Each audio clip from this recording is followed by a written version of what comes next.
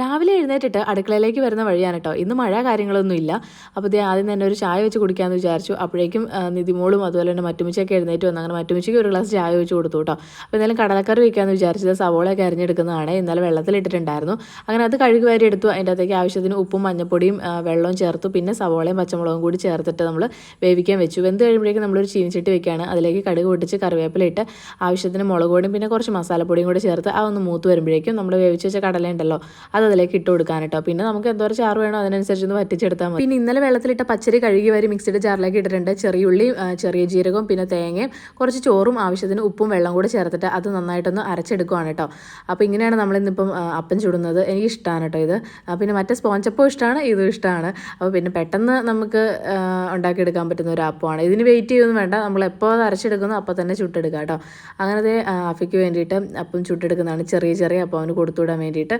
അങ്ങനെ ഏകദേശം എല്ലാം റെഡിയായ സ്ഥിതിക്ക് നമുക്കിനിയിപ്പോൾ എടുത്തു വയ്ക്കാം. അപ്പോൾ ഇന്ന് രാവിലെ കഴിക്കാൻ കൊടുത്തു വിടുന്നത് 2 കപ്പ് കേക്കാണ് കേട്ടോ. അങ്ങനെ അത് വെച്ചിട്ടുണ്ട്. പിന്നെ ലഞ്ച് ബോക്സിലേക്ക് നമ്മൾ അപ്പമാണ് വെച്ച് കൊടുക്കുന്നത്. ചെറിയ ചെറിയ അപ്പം. അവന് അപ്പമാണെങ്കിലും പൂരിയാണെങ്കിലും ദോശയാണെങ്കിലും ഇങ്ങനെ ചെറിയ വലുപ്പത്തിൽ ഉണ്ടാക്കി കൊടുക്കുന്നതായിട്ട് ഇഷ്ടം. പക്ഷേ വീട്ടിലിരിക്കുമ്പോഴത്തേക്കും അപ്പമൊക്കെ ചുടുകയാണെന്നുണ്ടെങ്കിൽ എനിക്ക് ട്രീയുടെ രൂപത്തിലാക്കി ഫ്ലവറിൻ്റെ രൂപത്തിലാക്കി എന്നൊക്കെ പറയാറുണ്ട്. അങ്ങനെ ഞാനത് ചെയ്ത് കൊടുക്കാറുണ്ട് കേട്ടോ. അങ്ങനത്തെ നമ്മളെല്ലാം എടുത്ത് വെച്ചിട്ട് അവനെ കൊണ്ടുവിടാൻ വേണ്ടിയിട്ട് വരികയാണ്.